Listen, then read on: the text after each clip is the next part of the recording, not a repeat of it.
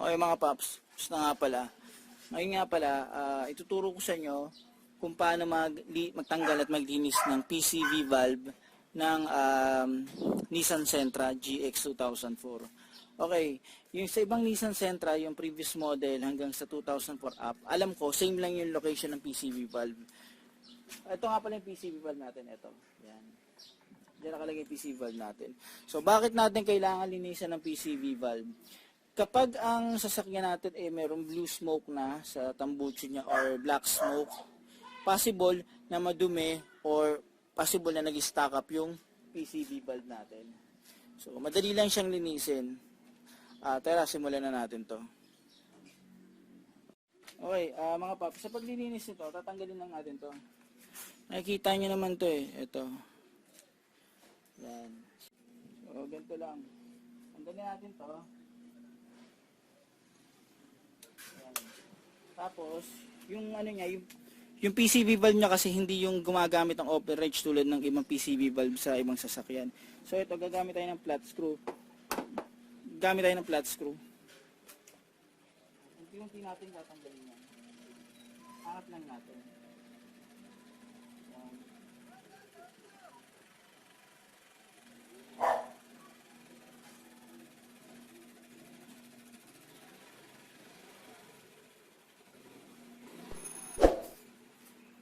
Pag naangat na natin yan, tanggalin ko na yung hose.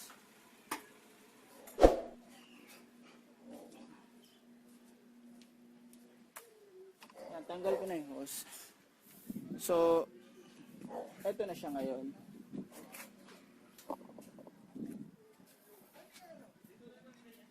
Ayan na siya.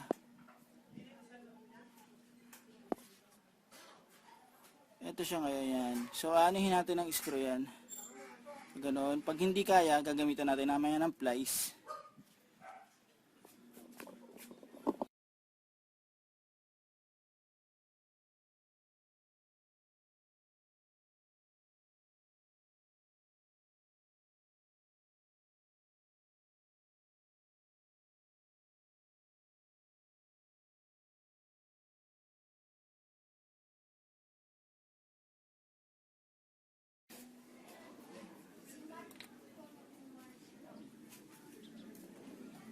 Ito na siya mga paps. Ito na yung PCV valve natin. So, ayan siya. Ayan yung tsura.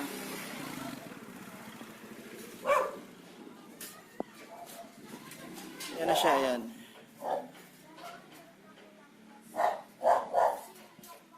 Okay mga paps, ito yung PCV valve natin. So kung mapapansin nyo, ayan, parang madumi na siya, ayan o, kita naman. Ayan, madumi na, hindi ko alam kung nakikita nyo. Ayan. So paano to itetest? Pag ganito lang yung pagtetest yan, aalugin nyo. Pag may nararamdaman yung parang may umaalog pa sa loob, ibig sabihin yan, okay pa siya. So eto, gagawin natin, lilinisin natin siya. Madali lang to. Kailangan lang natin dito panlinis ay yung throttle body and carb cleaner ito. Ganyan lang. Spray natin siya.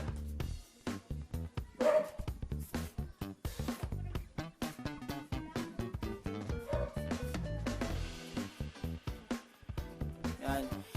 Spray lang natin siya, tapos bulasan natin. Ito nga pala, malakas ang pressure nito. Ingat kayo, baka ilambisigan kayo. So, yan.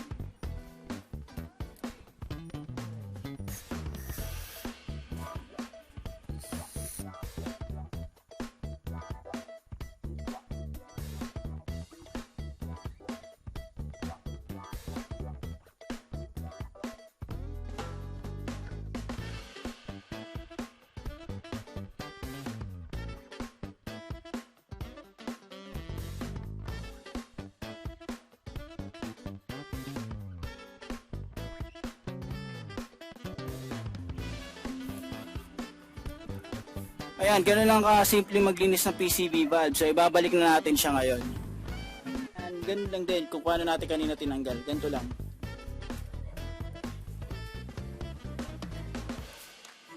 Kalimutan ko mga paps, pinasa rin pala natin ito.